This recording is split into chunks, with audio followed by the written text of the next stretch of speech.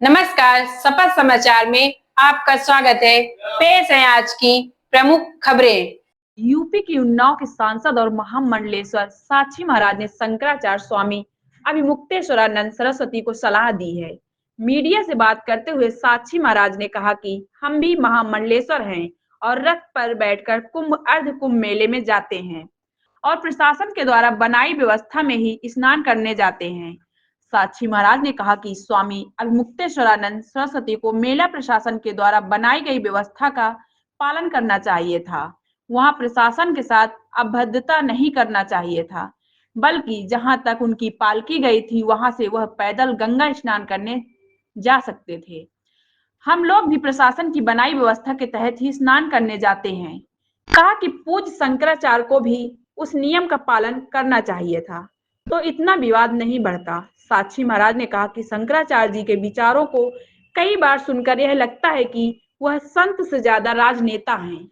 नेताओं से ज्यादा वह बोलते हैं और सरकार पर हमलावर रहते हैं। अगर ऐसा है तो उनको खुलकर राजनीति करनी चाहिए। साक्षी महाराज ने कहा कि हम अखिलेश जी को दोनों हाथ जोड़कर निवेदन करते हैं कि इन्हीं शंकराचार्य को तो आपने प्रयागराज में ही लाठियों से पिटवाया था। कहा कि जहां संतों के सम्मान करने की बात है तो कम से कम इस पर अखिलेश ना बोलें, क्योंकि सैकड़ों साधु संतों को गोलियों से छलनी करने का काम किसने किया था, यह किसी से छिपा नहीं है। शपथ समाचार ब्यूरो।